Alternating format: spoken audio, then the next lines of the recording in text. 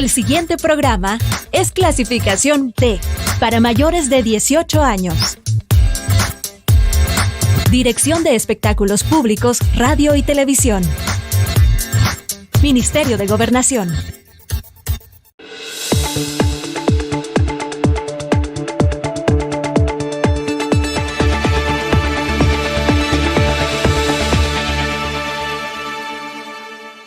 Bienvenidas y bienvenidos a una edición más de Temas y Debates con Ricardo Sosa. Estamos en el 28 de diciembre del año 2022, 72 horas para que finalice este año 2022 y continuamos llevando los mejores temas y debates para nuestra gran audiencia en el país y fuera de nuestras fronteras.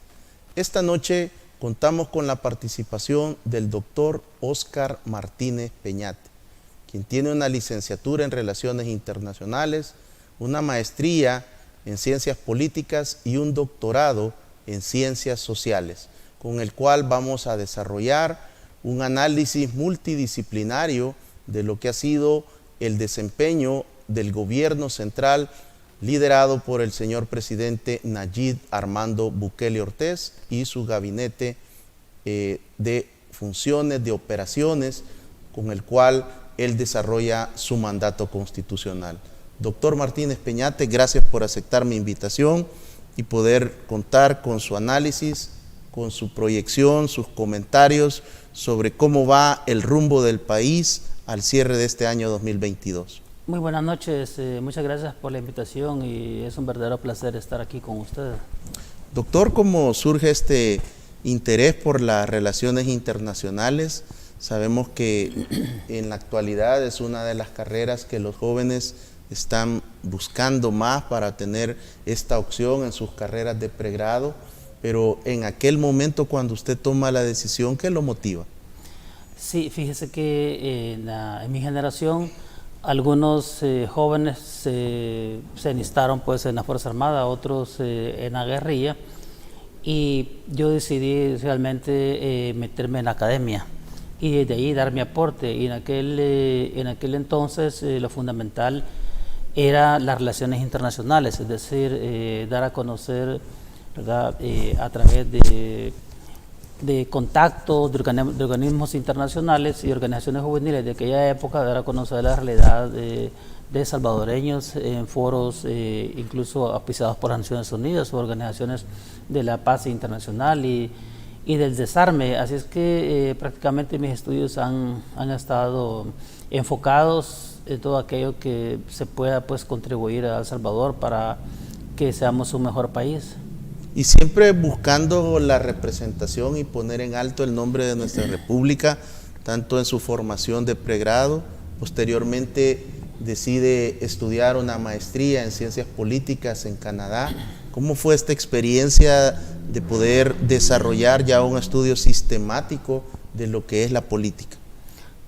Sí, porque es interesante conocer cómo es el funcionamiento de los poderes del Estado, y obviamente pues de la política per se, ya que en nuestras latitudes se aborda de forma así instrumental y pedestre o rudimentaria, en donde la política, siendo una ciencia pues en nuestros países todos estos años, antes del 2019 fue convertida en un negocio, ¿verdad? Tiene una connotación negativa a la política porque realmente aquí la política adquirió el rango de Estado, la corrupción. Entonces las personas o los ciudadanos hacían pues el comparativo entre política y corrupción, o entre políticos ladrones. Entonces yo quería dar realmente un aporte académico sobre la situación del país, y en eso me he embarcado, y sobre eso he escrito aquí en El Salvador. Es que he publicado alrededor de 13 libros de sociología, de historia, de política, solo o acompañado con otros especialistas, siempre con el objetivo de dar a conocer entre las juventudes esos temas que nosotros no tuvimos acceso, ¿verdad? Porque yo vine aquí a dar clases a algunas universidades privadas, a una universidad privada aquí, y luego trabajé en la Universidad de El Salvador y me di cuenta que los textos eran copias o plagios de otros países, incluso da risa, ¿verdad? Incluso de Suecia, de Noruega, que nada tiene que ver con nuestra realidad, ¿verdad? Y eso era lo que la gente estudiaba aquí como material de sociología. Entonces me procuré porque existieran textos realmente hechos por salvadoreños y para salvadoreños, porque aquí tenemos especialistas excelentes. En cuanto también a la historia, en la historia me di cuenta que aquí no había pues una historia de El Salvador, sino que era una historia pues de la oligarquía, de los poderes fácticos, en donde se ocultaba realmente los hechos, sucesos y personajes históricos del país. Entonces me embarqué también en construir una historia general de El Salvador desde la época precolombina, ¿verdad?, hasta el año 2000, pasando por todas las épocas, ¿verdad? Entonces estaba enfocado en eso y tal vez otro de los temas que estudié fue el funcionamiento de la Asamblea Legislativa, ¿verdad? Lo cual fue sumamente doloroso, ¿verdad? Porque darse cuenta uno de primera mano que era una escuela de alta corrupción en el país, ¿verdad? Eran todos esos diputados de alta traición al país, donde vendían a la nación al mejor postor. El negocio de ellos no era el salario, sino que era la levantada de manos. Y así pues también escribí algunos libros sobre el conflicto armado de El Salvador, ¿verdad? Y así, modestia aparte, 6 de mis libros fueron bestsellers aquí en El Salvador y en a nivel centroamericano. Doctor, ¿qué sucede cuando usted escucha ahora en la juventud, los padres de los jóvenes, si alguien tiene alguna mínima posibilidad o sugiere dentro de la familia que quiere estudiar ciencias políticas, una de las primeras frases que siempre surge es: la política es sucia? Cuando se trata de una ciencia, ¿qué es realmente lo que ha sucedido en nuestra república para que lleguemos a disponer de ese tipo de conceptos a tal punto de que no se quiera ni hablar de política en el seno de las familias salvadoreñas? Ese resultado que históricamente El Salvador ha sido gobernado por delincuentes a nivel de la historia, con algunas excepciones, ¿verdad?, que son dignas de mencionar. Por ejemplo, el doctor Manuel Enrique Araujo, el ingeniero Arturo Araujo, ¿verdad? Y tenemos también la Junta Cívico de 1961. También tenemos la Junta de Gobierno de 1980. Y bueno, y no sé si se me olvida otro, ¿verdad?, de los destellos que hubo y que terminaron en golpes de Estado, ¿verdad?, o en asesinatos. Y en los últimos 30 años pues hemos sido gobernados por delincuentes, ¿verdad?, por delincuentes. Entonces las personas, obviamente, cuando un hijo le decía: papá o mamá, quiero estudiar ciencias políticas, decía: yo no te he educado para que seas ladrón, ¿verdad?, o sea, para que seas corrupto. Pero la política empieza a rehabilitarse a partir del 2019, en donde a través del señor presidente Nayib Bukele, ¿verdad?, y su vicepresidente, el doctor Félix Ulloa, pues hacen una reivindicación de la política como ciencia, que es al servicio de la población, al servicio de la ciudadanía. Entonces ahora pues ya tiene una connotación positiva, que es tal y como debe de ser, no como anteriormente, donde los ministros llegaban, habían frases célebres aquí en el país, en las épocas de los gobiernos estos delincuentes de Arena, el FMLN y los otros. Decía: mire, yo creo que me pongan ministro, pero donde haya, ¿verdad?, donde haya que robar. Eso era. Entonces ahora estamos viendo que el señor presidente pues trabaja 24 horas sobre 7, es decir, está dando órdenes, está reuniéndose en momentos de emergencia con su gabinete. Vemos los ministros, los proyectos de los ministros que andan en el campo, que andan en el terreno, conocemos sus proyectos a través de los medios de comunicación. Entonces la gente lo palpa, y no solamente por las declaraciones, sino que por los hechos, ¿verdad?, por los hechos que si realmente son beneficiados con todas las políticas públicas y gobernanzas que se ha hecho. Entonces, ahora sí, pues un padre cambiaría de opinión, ¿verdad? Porque ahora sí la política es para servir al público, no para servirse de ellos como históricamente se ha hecho. Durante muchas campañas políticas, elecciones, precampañas, escuchamos que un hombre o una mujer había decidido ingresar a un partido político porque quería dedicarse al servicio. Pero parece que esta frase fue un cliché, fue una moda, fue una manera de tratar de llegar a la población y obtener ese voto. ¿Desde qué análisis usted fundamenta que ahora el señor presidente Nayib Bukele, el doctor Félix Ulloa, están cambiando esa historia en una vida o en un gobierno que realmente sirve a los más necesitados, al pueblo? Mire, realmente este gobierno de Nuevas Ideas presidido por el señor Nayib Bukele no solo ha cambiado esa connotación a nivel nacional, sino que ha trascendido a nivel regional, es más, a nivel latinoamericano, bueno, a nivel internacional. Es decir, ¿por qué? La causa es que aquí se han tomado medidas en función del ciudadano. Esto es una categoría muy importante y que tiene confundidos a la comunidad académica o científica de las ciencias sociales, porque se basan fundamentalmente en el instrumental teórico que hay en estos momentos. Aquí se está dando un nuevo fenómeno, un gobierno dirigido por un presidente millennial, con un gobierno millennial, en un contexto postmodernista, en donde el ciudadano es lo fundamental, eso es el objetivo a quien va enfocado todo lo que se hace a nivel de gobierno y que se hace a nivel de los tres poderes del Estado. Cosa que era muy diferente. Por ejemplo, si nosotros analizamos cuál es el discurso de los partidos de izquierda o comunistas, es el pueblo. ¿Y el pueblo quiénes son? Son los campesinos y los obreros, ¿verdad? Pero si nos vamos a nuestra realidad aquí en El Salvador, el FMLN, siendo de izquierda, fue el que más daño le causó precisamente a los obreros y a los campesinos y a las demás clases sociales.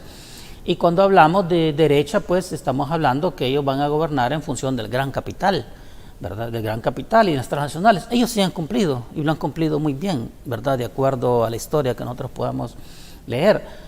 Entonces, al final el FMLN se convirtió en un partido de derecha y quizás más derecha que Arena. Entonces, la derecha, lo fundamental es la empresa, el gran empresario, pero este gobierno es aquí donde está la confusión, ¿verdad? Donde no se logra descodificar así a nivel de ciencia política, sobre todo en el extranjero, ¿verdad? Incluso a los que están aquí, porque yo me muevo en ese medio y discuto y ellos no comprenden muy bien. Y no es porque sean faltos de inteligencia, sino que porque son personas que están atadas a manuales, ¿verdad? A manuales, entonces no les permite ver ni tener open mind, ¿verdad? Que sean mente abierta para analizar lo que se está dando. Por ejemplo, si nosotros analizamos en la pandemia, todas las políticas públicas en función de ¿qué? Del ciudadano. ¿Y quién es el ciudadano? El ciudadano es el campesino, es el obrero, es la clase media, burguesía, pequeña burguesía y oligarquía, ¿verdad? Es en función de todos, sin discriminación, y esto va en contra, ¿verdad?, del concepto de la izquierda, la lucha de clases, que las clases deben ser enemigas con las otras, o de la izquierda, que primero es la empresa y luego lo demás. Entonces, por eso es que se está dando un precedente y es la siguiente razón, que cuando nosotros vemos los análisis de los politólogos a nivel latinoamericano, colocan a El Salvador al centro, y el gobierno de El Salvador, ni Nuevas Ideas en cuestión ideológica está al centro. Aquí no es el centro de nadie, ni se está no se está en medio de los trabajadores, ¿verdad?, obreros y campesinos, ni en medio de la oligarquía, ¿verdad? Aquí se está en función de todos. Entonces ha venido a cambiar tanto, ha sido el efecto que ha tenido aquí en El Salvador, porque acordémonos que este país fue recibido en ruinas, era un estado fallido, ¿verdad? Entonces El Salvador este gobierno prácticamente en tiempo récord, ¿verdad? Algo absurdo, o sea, porque realmente, para serles sincero, pues ni yo creía, ¿verdad?, que se iban a resolver la situación. Yo pensé que tal vez la tercera generación nuestra lo iba a resolver, porque imaginémonos que las pandillas controlaban el 80% y qué posibilidades tenía el gobierno, ¿verdad? Pero las medidas que tomó este gobierno fueron acertadas, fueron tan acertadas que prácticamente se ha ganado la lucha contra las pandillas, y eso pues ha sido referente, ¿verdad? Y ha sido replicado en otros países, y no solo eso. Yo le podría mencionar también la pandemia, el control territorial, en la educación, en la salud, etcétera. Doctor Martínez Peñate, usted que tiene vinculación a nivel académico en diferentes continentes, con diferentes universidades, con escuelas de pensamiento a nivel de Europa, de Asia, de África, en nuestra América Latina, ¿cómo analiza que el señor presidente Nayib Bukele lidere encuestas internacionales sobre su posicionamiento como el mandatario de mayor aceptación en el mundo? ¿Cómo podemos entender qué nos dicen las ciencias políticas, qué nos dicen todos sus estudios, qué nos dicen los libros de esto que es considerado ya un fenómeno? Fíjese que en los estudios de ciencias políticas realmente se debe de estabilizar, se debe de tomar posición durante un periodo. El asunto es que El Salvador, así como han sido los cambios vertiginosos aquí a nivel nacional, también a nivel internacional. Entonces El Salvador tenía al principio cierta incomprensión. ¿Cómo es posible eso? ¿Cómo es posible que este país, si este país era de los primeros en las listas negras, cómo era posible que ahora sea del top de lo bueno? Es decir, ¿cómo entonces la vista se ha vuelto, o sea, estamos hablando a nivel académico, ¿verdad?, porque otra cosa es a nivel ciudadano. Entonces la vista se ha vuelto sobre El Salvador, estudiar ese fenómeno. ¿Cómo es que El Salvador, no teniendo petróleo, tiene la gasolina más barata que Estados Unidos? Explíqueme eso, explíquemelo. O sea, me explico, o sea, explíquemelo. Realmente es, claro, uno lo puede explicar, ¿verdad?, de las medidas que se tomó antiinflación mundial, etcétera, de tener la canasta básica más baja, de la inflación más baja, no solo de la región, sino que de América Latina. Pero este ¿verdad? tipo de proyecciones, doctor, lo que hacían presagiar eran que primero se dijo que en el 2020, después que en el 2021, y después las proyecciones eran que el gobierno iba a colapsar, que no se iban a pagar los aguinaldos, que no se iban a pagar los salarios, que no se iba a poder mantener los subsidios, que no se iba a poder mantener la ayuda a todos los ciudadanos que están siendo beneficiados con los programas. Y cómo explicamos que a 72 horas de finalizar el año todas estas proyecciones han caído hasta en el absurdo.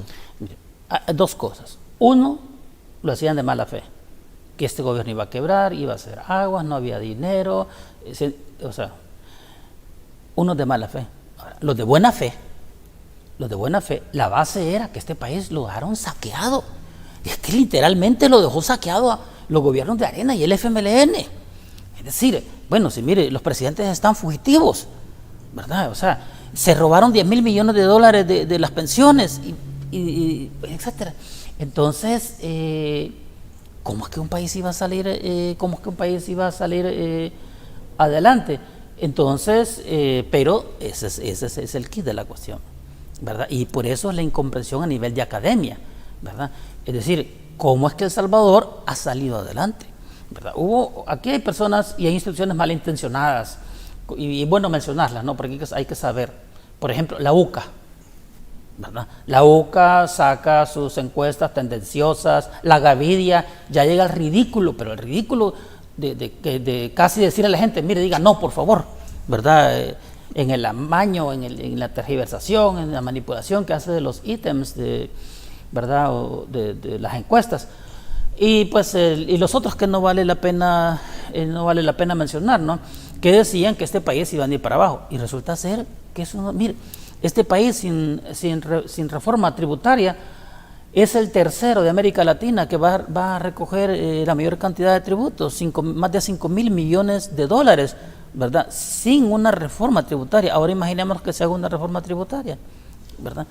Entonces, si acabamos, creo que esta semana se acaba sí, esta semana fue de la última encuesta del CIESCA, ¿verdad? El porcentaje de este año es una cosa también increíble. El 94.9 de aceptación, ¿verdad? O sea, casi el 100%.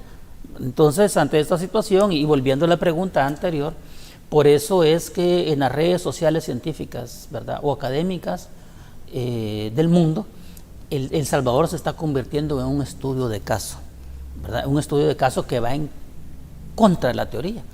Porque aquí yo empecé a decir, mira, ese es un modelo. Claro, los que me critican tenían razón, de acuerdo al instrumental académico, al instrumental teórico.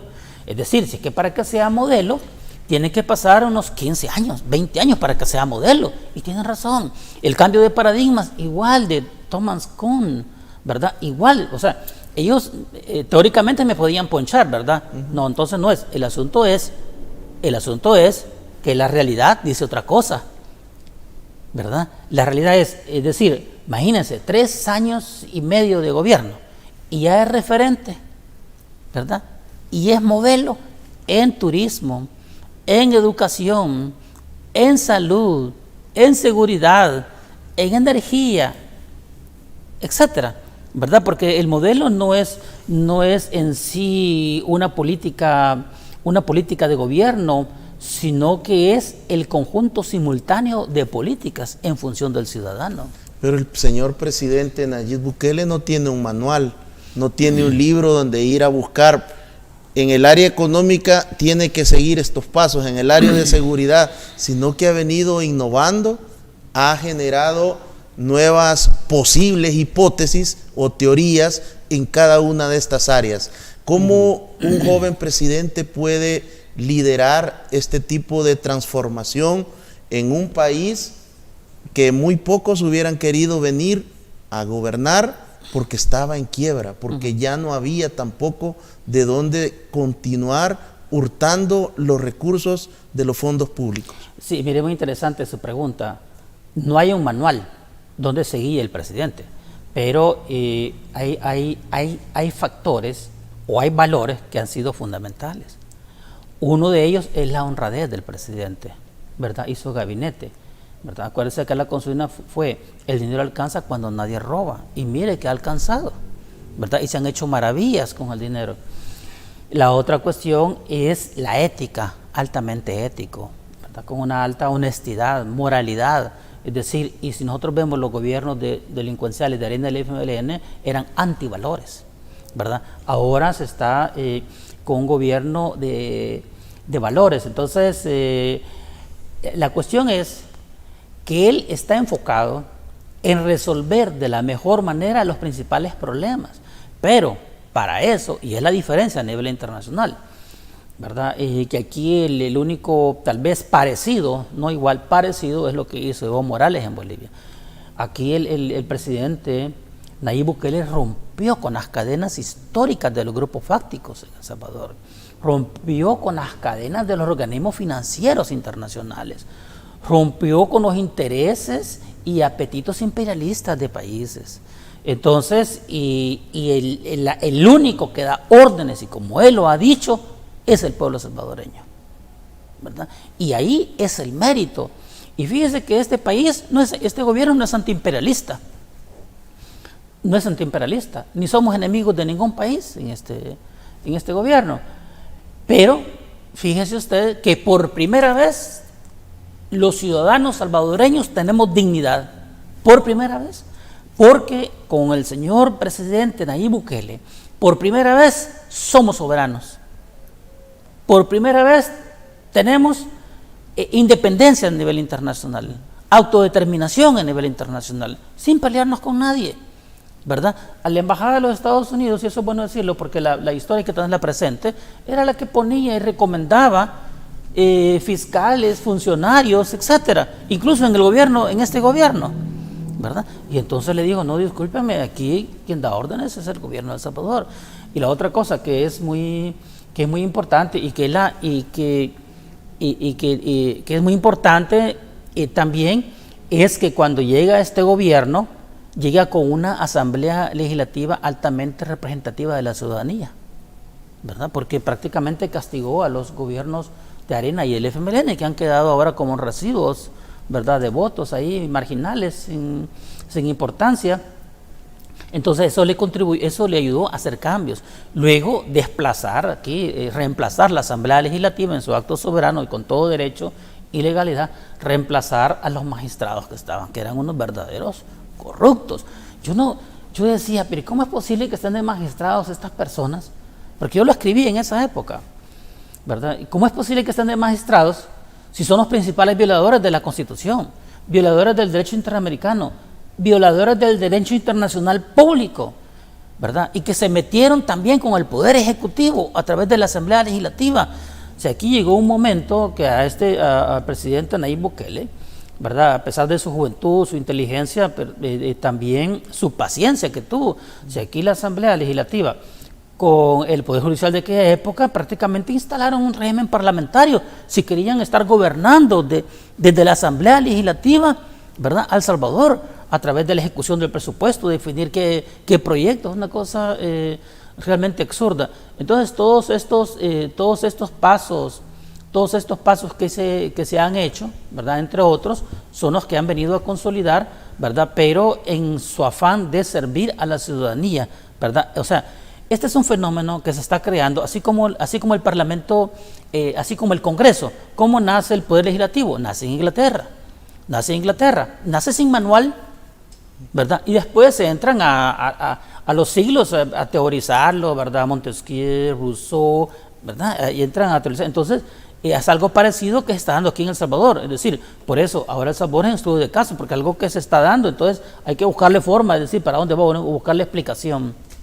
Muchas gracias, doctor Martínez Peñate, por esta primera parte del programa en la cual nos ha desarrollado su análisis, su balance, y también nos está ayudando a comprender una serie de términos que los escuchamos a través de diferentes medios de comunicación, pero no logramos analizarlos o tener un conocimiento que nos sirva para que usted, amigo televidente y cibernauta, se forme su propia opinión. Cuando regresemos conoceremos otros análisis y otro balance desde las ciencias sociales, sobre el cual el doctor Martínez Peñate posee un doctorado. Regresamos.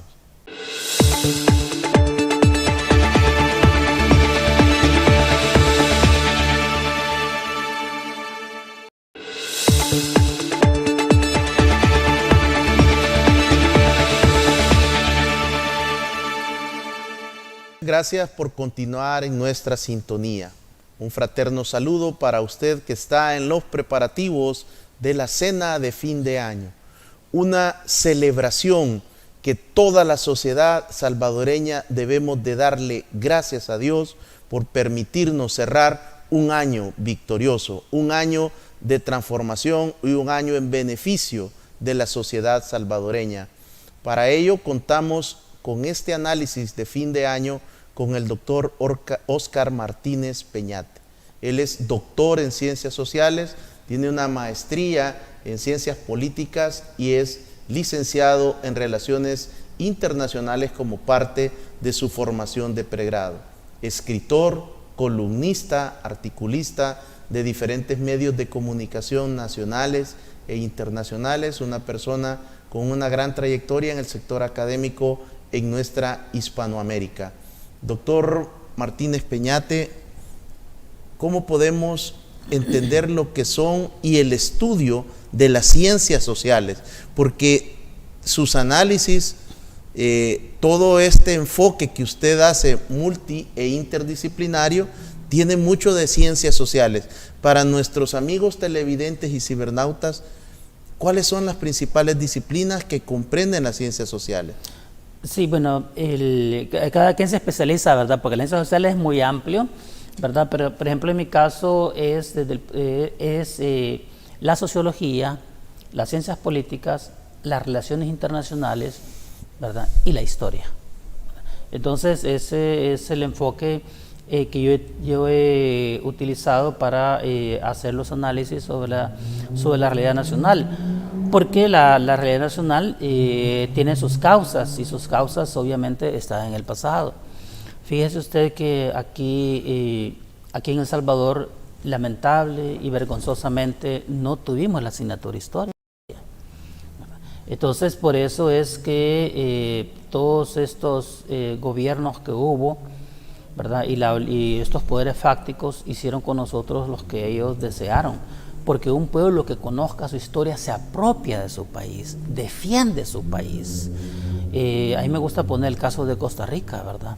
Que el tico defiende su país, se apropia de su país. Yo me acuerdo que en Costa Rica un presidente dijo que en la época del neoliberalismo, ¿verdad? Donde se estaban las privatizaciones de las instituciones públicas, que él iba a privatizar el Instituto de Energía Eléctrica. Y los costarricenses se trajeron a la calle sin ningún llamado, ningún partido, de nada, ¿verdad? ¿Y por qué lo va? ¿Y por qué? Si es de nosotros. Entonces aquí en El Salvador, por eso es que Arena aquí privatizaba lo que se le ocurrió, ¿verdad? Lo que se le ocurrió. Lo único que no aceptó la población fue la privatización del Instituto del Seguro Social, ¿verdad? De ahí privatizaron todo. Entonces, ¿por qué la historia? Es decir, porque es necesario saber de dónde venimos para nosotros lograr interpretar el presente y dilucidar hacia dónde vamos. La otra cuestión sociológica son, pues, sobre esto hay mucho estudio, yo lo estoy de una forma caricaturesca aquí, ¿verdad? Y simplista, son ese tipo de relaciones interpersonales que hay, pues, en la sociedad, ¿verdad? Es decir, que pueden ser horizontales, verticales, etcétera, en un contexto de un sistema político, de una forma de gobierno, ¿verdad? La otra cuestión, pues desde las ciencias políticas, a través obviamente de los poderes del Estado, de la institucionalidad y de la sociedad civil, lo cual es muy importante para lograr interpretar realmente el funcionamiento de la sociedad. Doctor, cuando usted menciona o habla de grupos o poderes fácticos, para nuestros amigos televidentes y cibernautas, estas son palabras, son frases muy escuchadas en la televisión, en la radio, en los medios escritos y en redes sociales. ¿Cómo lo definimos? ¿Cómo la población puede comprender este tipo de términos y llevarlos a una realidad más aplicable? Sí, se llama poderes fácticos, o le llaman grupos fácticos, pero los poderes fácticos son los poderes en términos simples, es lo que está detrás, ¿verdad? Son los que deciden, son los que mandan, y no han sido elegidos por sufragio, ¿verdad? Ni en elecciones de segundo grado por la Asamblea Legislativa, pero son los que mandan, son los que dominan. Aquí los poderes fácticos tradicional ha sido la oligarquía cafetalera, ¿verdad? Durante hasta el 2000, hasta 1989, el 89 hasta el 2019 fue la oligarquía financiera, pero también hay grupos fácticos de poder que pueden ser cámaras empresariales, ¿verdad? Ya sea de agroindustriales, de industria o textiles, metal mecánica, etcétera, ¿verdad? Que funcionaron aquí en El Salvador muy bien. Por ejemplo, si la industria metal mecánica quería una ley a su medida, les pagaba a los diputados y así salía. Y era un poder, y era el que decidía sobre la... Entonces, ahora esos grupos de poder prácticamente, no es que existen esos grupos fácticos, ¿verdad? Pero no tienen ese poder, no tienen incidencia en el gobierno, ¿verdad? Sino que tienen que plegarse. Mire, solo para ponerle un ejemplo, el caso, aquí el Ministerio de Hacienda tiene los jueves de evasores, ¿verdad? O sea, ¿en qué momento usted pudo haber pensado en los 20 años de Arena y los 10 de Arena que se iba a perseguir los evasores? Si se protegían los evasores, se fomentaba la evasión, si uno, y aquí televidentes saben, ¿verdad? Muy bien, sobre todo los empresarios y todos los empresarios, ¿verdad? saben que cuando un funcionario del Ministerio de Hacienda llegaba a una empresa grande, el empresario llamaba al ministro, ¿verdad? Y al ministro de Hacienda, el ministro de Hacienda hacía llamar al empleado diciéndole qué estaba haciendo ahí, que se saliera, y se iba para los medianos, ¿verdad? Para los medianos, bueno, incluso exagerado, y a mí me consta, ¿verdad? Que en tiendas estaban vigilando el Ministerio de Hacienda, es decir, las ventas, a ver si concordaban con las declaraciones, ¿verdad? Una cosa absurda. Entonces, hoy, ¿qué sucede? ¿Qué sucede? Que ahora aquí no hay privilegios, no hay inmunidades, ¿verdad? Se terminaron. Cuando existe un hecho delictivo, no se anda preguntando de qué familia es, ¿verdad? Sino que a traerlo, ¿verdad? Y a prisión, y le cae todo el peso de la ley. Entonces, y también a nivel internacional. Yo he oído aquí, yo no sé, no estoy muy seguro si lo dijo el presidente de la República, Nayib Bukele, o lo dijo el ministro de Hacienda, pero, por ejemplo, para la ley de pensiones, aquí hubo presión internacional para que se le aumentara 5 años a las mujeres, es decir, que se salieran de 60 y a los hombres de 65 años. Me explico, una cosa absurda, es decir, porque como lo he dicho anteriormente, somos un mal ejemplo por las buenas cosas que se están haciendo, ¿verdad? Porque a los demás quieren aumentarles más, ¿verdad?, los años de pensiones, precisamente para seguir usufructuando de las cotizaciones como se hacía aquí, pues, en el pasado. Doctor, ¿qué sucede? ¿Por qué no hay protestas de sindicatos en El Salvador? ¿Por qué no hay marchas en las calles contra las disposiciones del gobierno del señor presidente Nayib Bukele? ¿Cómo se explica desde la sociología que los sindicatos están en una actitud completamente diferente de lo que es las tradicionales protestas en América Latina? Mire, desde el punto de vista de la ciencia política y la sociología, aquí no hay movimiento social de oposición. No lo hay. Porque, bueno, y a las pruebas me remito. Imagínese usted que lo acaban de aprobar, lo que ha hecho el presidente, las acciones del presidente con 94.6. ¿Qué significa eso? Que prácticamente el 100% de la población está de acuerdo con lo que este gobierno está haciendo. ¿Por qué? Porque se siente beneficiado, ¿verdad? Entonces, por eso, y el movimiento, ¿dónde está el movimiento social? Apoyando al gobierno. ¿Y por qué apoya al gobierno? Porque por primera vez en la historia, el movimiento social histórico del país no ha tenido necesidad de hacer manifestaciones multitudinarias, no ha tenido necesidad de andar quemando llantas, no ha tenido necesidad de hacer barricadas a nivel nacional. No lo ha tenido, porque esas banderas las agarró este gobierno, ¿verdad? Y las empuñó. Y entonces el movimiento social, ¿qué es lo que está haciendo? Apoyándolo. Un ejemplo nada más. Un ejemplo. En la ley de pensiones. En la ley de pensiones llegaron los representantes sindicalistas y llegaron los trabajadores. Pero antiguamente, si nosotros analizamos la historia, ¿a qué llegaban los trabajadores? A hacer grandes protestas, grandes manifestaciones en contra de la Asamblea Legislativa, porque se legislaba de espaldas y en contra de la ciudadanía, fundamentalmente Arena y el FMLN. Incluso había un árbol de hule ahí enfrente de la Asamblea Legislativa que le llamaban el árbol de los lamentos. Era triste ver esa situación. Y hoy exactamente lo contrario. Llega el movimiento social el día que se va a aprobar las pensiones, a apoyar a la bancada CIAN, a apoyar a nuevas ideas, a apoyar esa ley.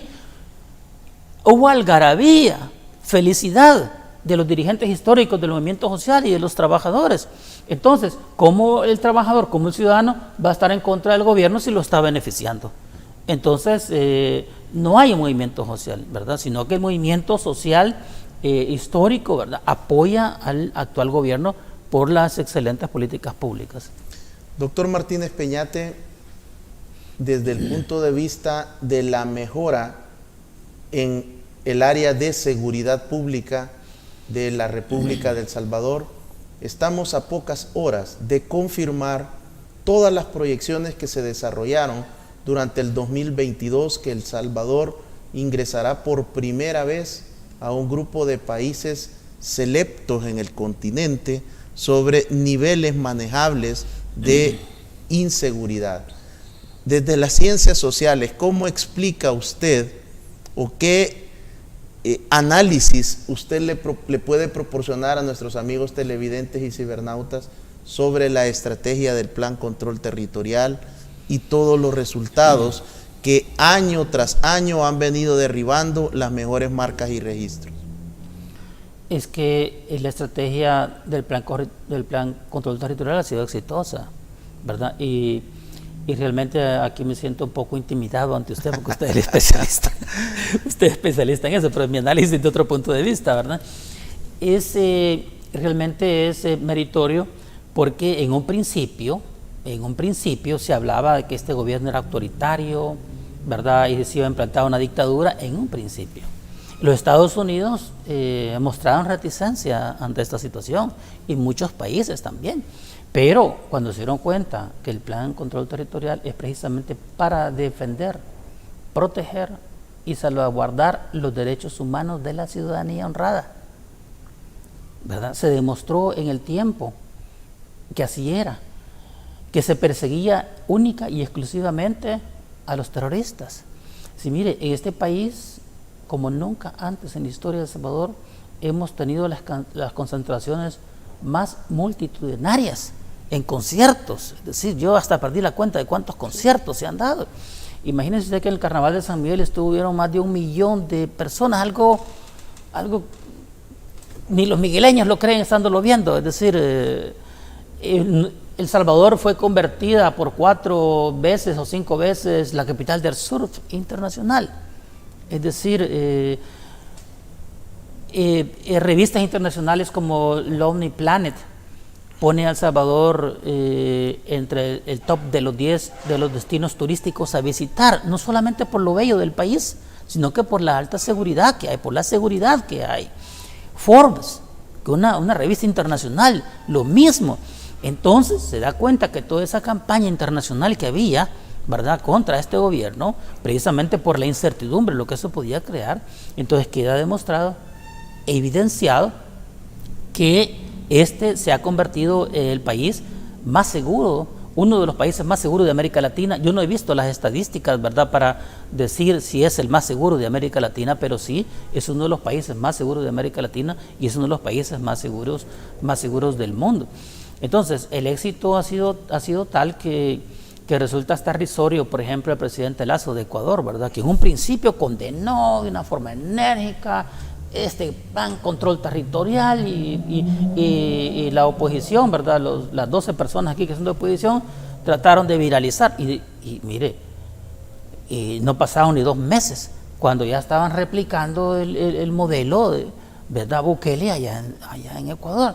Y así pues hemos visto también en Guatemala, hemos visto también en Honduras que se ha replicado, y hemos visto pues a políticos de América Latina, hemos visto a congresistas, a ciudadanos que hacen un llamado pues a que se tome en cuenta el plan control territorial. Ha sido realmente exitoso. Los 2 últimos casos que se han dado es que podríamos hablar mucho, ¿no? Es decir, el caso de Soyapango, ¿verdad?, el caso de Totunichapa, el caso de La Granjita, es decir, esos han sido golpes duros, ¿verdad?, golpes duros al narcotráfico y al terrorismo. No se lo esperaban, y mucho menos en Navidad, ¿verdad? Entonces, eso ha venido más a fortalecer la posición del gobierno, y por eso es que casi el 100% de la población está a favor. O sea, es que mire, fíjense, yo prácticamente mis estudios universitarios los hice en el exterior, prácticamente lo hice en el exterior, y yo me ponía envidioso cómo los demás conocían su país y todo eso, la historia, porque yo ni la historia conocía, pero no era culpa mía, es culpa del sistema, no dieron historia, y yo envidiaba cómo los demás conocían su historia y hablaban de hechos, y yo decía, El Salvador, ¿qué me decían a mí? Y yo, ¿qué les iba así si no había aprendido nada, si nunca nos enseñaron nada? No había historia aquí en El Salvador. Entonces, es una situación pues sumamente difícil y menos mal estamos saliendo de ella. Pero lo que le quiero decir es lo siguiente, que el salvadoreño por fin está conociendo su país, lo cual es completamente absurdo. Imagínense usted que bueno, usted es especialista en esta materia, ¿no? ¿Para qué se lo voy a decir? Y la población pues lo sabe. Es decir, que de una colonia a otra no se podía pasar. Las familias no se podían visitar. La familia cuando venía a Estados Unidos, incluso en hoteles se hospedaban, porque si llegaban al cantón o al caserío o al pueblo, los extorsionaba la delincuencia. Es decir, y ahora vemos que hoy la población está conociendo la colonia de La Par, está conociendo los otros departamentos. Vemos que vienen los salvadoreños residentes en el exterior a San Miguel, viajan hasta Occidente. O sea, es una cosa increíble. Ir al centro histórico es una odisea. Está colapsado, la gente conociendo por primera vez los edificios, conociendo sus monumentos. Es decir, los parqueos ya a las 5 de la tarde, le digo porque yo he ido, ¿verdad? A las 5 de la tarde están colapsados. Y entonces la gente lo que hace es dejarlo en las calles adyacentes, 3, 4, 5 cuadras. ¿Cuándo hace 5 años usted iba a dejar el carro ahí? Primero ya no lo encontraba y segundo lo iban a asaltar en el camino. Entonces, realmente estamos viendo una nueva era, ¿verdad? ¿Qué siente Óscar Martínez Peñate cuando durante tantos años usted impulsó la participación ciudadana, que la gente denunciara, que la gente formara parte desde la comunidad en resolver sus problemas? Y ahora la población ha perdido el miedo, está denunciando, muestras en la Nochebuena de llevarle parte de sus alimentos, de la cena familiar, al personal de la Policía Nacional Civil, de la Fuerza Armada, la gente agradeciendo con termos, con café, pan dulce y otro tipo de muestras que usted podía observar los rostros de nuestros policías, de los soldados de la Fuerza Armada agradecidos con los detalles de la ciudadanía. Sí, realmente es conmovedor ver, por ejemplo, a niños que no conocían su parque de su colonia, a padres que nunca habían estado ahí porque era lugar de terroristas donde se dedicaban a ingerir bebidas alcohólicas y sustancias pues alucinógenas. Y vemos ahora, fíjense, por eso le acabo de decir, estamos viviendo en una nueva era, en un nuevo país. Antes, cuando miraban al militar, la gente salía corriendo a esconderse, ¿verdad? Pero hoy son considerados héroes, ¿verdad? Porque realmente lo son. Entonces la gente, una muestra de agradecer, no tiene que hacerlo la gente, ¿verdad? No está obligada, pero es una cuestión espontánea, ¿verdad? Que le nace a ellos de llevarle su café, llevarle su pan. Vimos en Navidad que la gente compartiendo con policías y militares, agradeciéndoles, ¿verdad?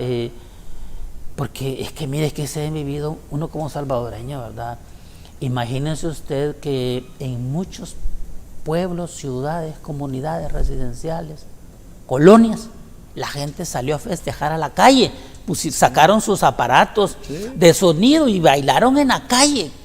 Cuando si la gente, aquí pasamos encerrados los 300, es decir, todo el año, los 12 meses del año, ¿verdad? Encerraditos, y mire, entonces ¿cómo la gente no está agradecida? Yo me acuerdo el 15 de septiembre, porque yo estuve ahí también, que el ministro era un héroe. Es decir, y la gente lo tocaba, lo abrazaba, le decía felicitaciones y todo eso, pero eso es lo que la Fuerza Armada se ha ganado hoy en el plan control territorial y también con la pandemia. Acuérdense que ellos llevaron, ¿verdad?, los víveres durante la pandemia a los rincones realmente insospechados. Aquí en El Salvador las familias no se quedaron.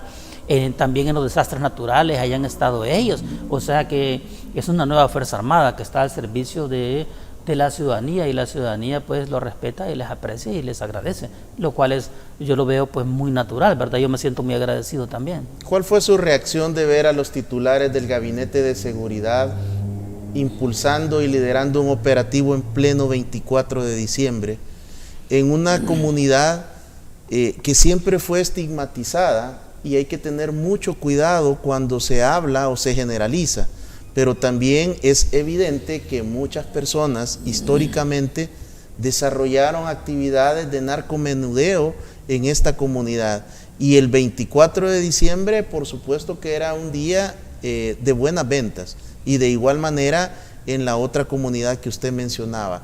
¿Qué pasa con nuestros funcionarios, con los actuales titulares que para ellos todos los días son iguales y están ahí con la población y al frente, no escondidos, no esperando las capturas, sino que veíamos una imagen donde los titulares están al frente para poder ingresar a una de las viviendas donde se desarrollaban en una mayor cantidad y volumen estas actividades. Sí, mire, hemos hablado que el señor presidente es un excelente líder, ¿verdad?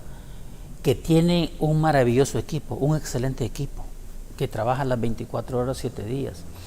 Y el hecho de que los ministros ese día, ¿verdad?, hayan formado parte del operativo, deja pues al descubierto que estas personas trabajan los días festivos, incluso el día en que se debe de pasar en familia. Ellos le han dado más interés a la familia salvadoreña que incluso a su propia familia, en la protección de nuestras familias. Por lo cual la gente cuando lo ve ahí realmente se ve que son personas que están trabajando. Y esto lo digo, aunque parece algo así que no pueda tener importancia, pero si los comparamos con los gobiernos anteriores, miren, los ministros no se miraban en la calle, no se miraban, ¿verdad? El ministro de Defensa era un il divo, ¿verdad? Era como si iba a pasarela el señor, ¿verdad? Era de modelaje, etcétera, etcétera.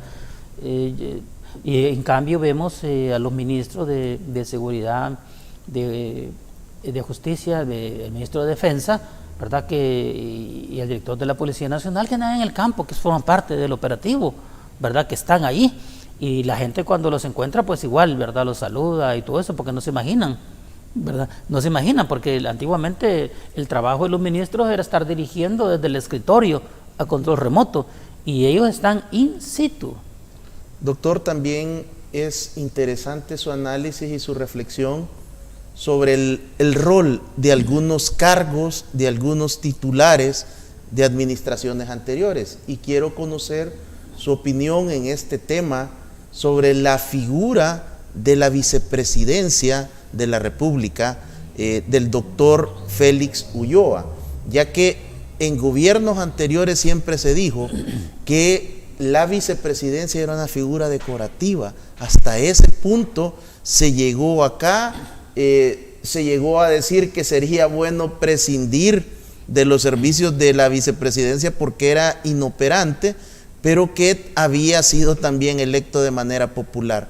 ¿Cuál es su lectura al observar ahora al doctor Félix Ulloa en foros internacionales, en el concierto internacional, llevar ese mensaje del gobierno del presidente Bukele y posicionar a nuestra república en el sitial que nos corresponde, además de que está aprovechando sus relaciones en el sector académico mundial para llevar todos estos mensajes estratégicos? ¿Qué lectura puede hacer usted del trabajo del doctor Ulloa? Sí, usted tiene razón. Realmente la vicepresidencia era decorativa, ¿verdad? En otras palabras, no servía para nada, ¿verdad? Nada más para cobrar el sueldo, nada más. En cambio, ahora con el vicepresidente, el doctor Félix Ulloa, pues dejó de ser decorativa para ser productiva, eficiente y eficaz y beneficio para nuestro país. Hemos visto que él ha tenido pues un actuar muy protagónico gracias al mandato que le dio el presidente Nayib Bukele para la integración centroamericana. Tenemos la suerte además que el señor Nayib Bukele es un unionista, es un integracionista, lo igual que el doctor Ulloa. Entonces hacen buena fórmula. Entonces el doctor Ulloa está llevando a cabo una serie de reuniones, conferencias internacionales, conferencias regionales, ¿verdad?, para impulsar la integración, pasar de la integración a la Unión Centroamericana, que nos convirtamos en un país.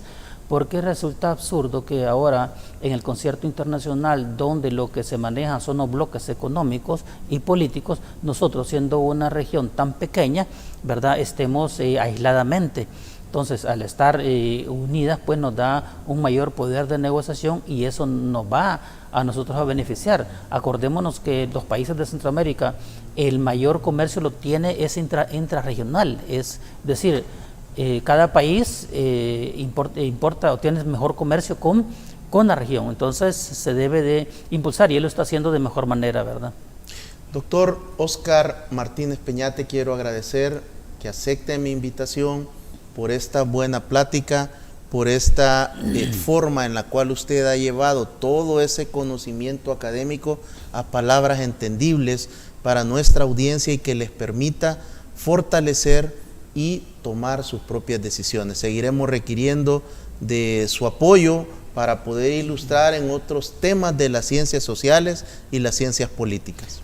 Mire, estoy muy agradecido por la invitación, muchísimas gracias y esperamos que en el próximo número pueda desarrollar pues el excelente papel que está haciendo el doctor Félix Ulloa desde la Vicepresidencia de la República de El Salvador. Aprovecho la oportunidad para desear a toda la ciudadanía un feliz, próspero y exitoso 2023, el cual no dudo que será de la mejor manera. Gracias y buenas noches. Y a usted, amigo televidente y cibernauta, un mensaje que continuaremos impulsando durante el año 2023. La muerte más prevenible de todas es el suicidio. Abrace la vida, que Dios le bendiga.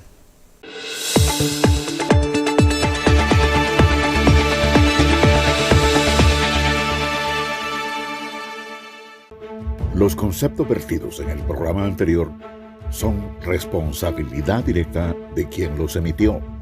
En ningún momento representan la línea editorial de esta estación televisora.